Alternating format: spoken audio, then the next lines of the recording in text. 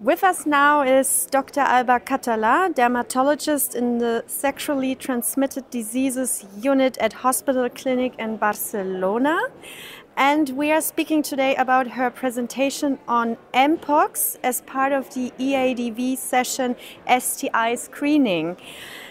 Dear Dr. Catala, Mpox has gained increasing attention in recent years. Before we dive into the details, I'm curious, despite the challenges, are there any recent developments regarding Mpox that give you hope or offer promising solutions? Well, the most important is that we have a vaccine that is effective, and I think this is a very promising method to control the disease. The point is that we have to send vaccines to anyone who needs it. What current trends and patterns do you observe in the global spread of Mpox and in specific regions? Nowadays, in Africa, there is a big problem, mainly in Democratic Republic of the Congo. In some areas of the Democratic Republic of the Congo, they are facing a humanitarian crisis. Moreover, there are many cases of Mpox there, and seems that only around 10% of the cases are being tested. So probably there is much big problem that what we see in the papers or what is published. And because of that, the CDC Africa named Mpox as a public health priority this August. Here in Europe, the problem is different. We still see cases as in 2022, but much less. But the virus has not disappeared. So we have to confront the problem and to start to improve our herd immunity, mainly in the major risky population. What typical and atypical clinical presentations of Mpox are you seeing? How do clinical manifestations differ across various age groups and genders? In Europe, we mainly see cases in men that are mainly MSM in 30-40 years old.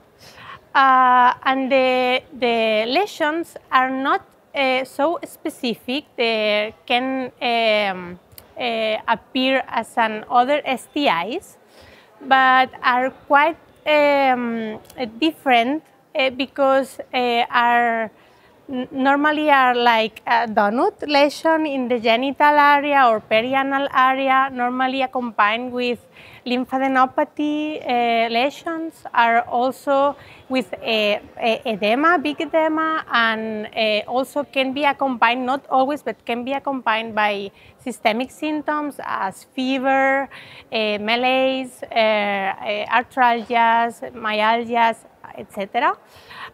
But to proper diagnose, it's important to perform a nucleic acid amplification test if you have any doubt, if you think that a case can be an Mpox.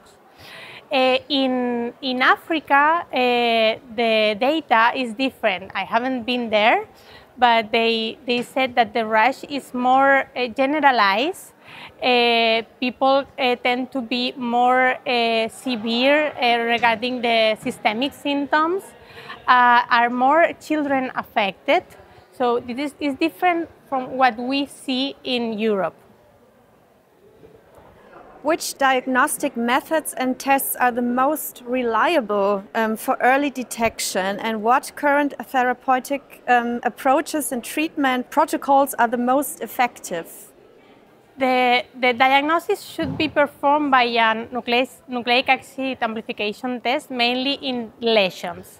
It can be performed in an oropharynx, but only for contacts that still don't have any symptoms, just to confirm if it's infected or not. But the primary diagnosis is PCR in lesions that seems as Mpox. Regarding the treatment, treatment is mainly symptomatic. It's important to pain control because lesions in the inoculation area are really symptomatic, really painful.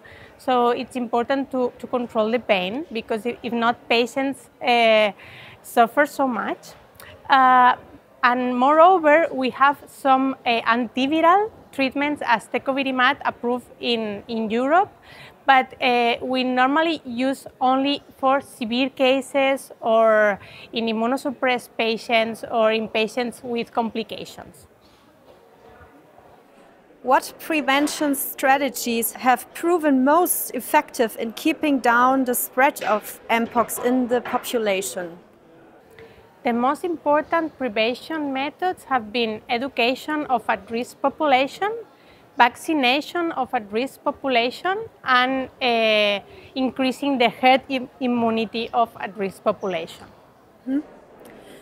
What has been your experience with the use of vaccines in preventing Mpox?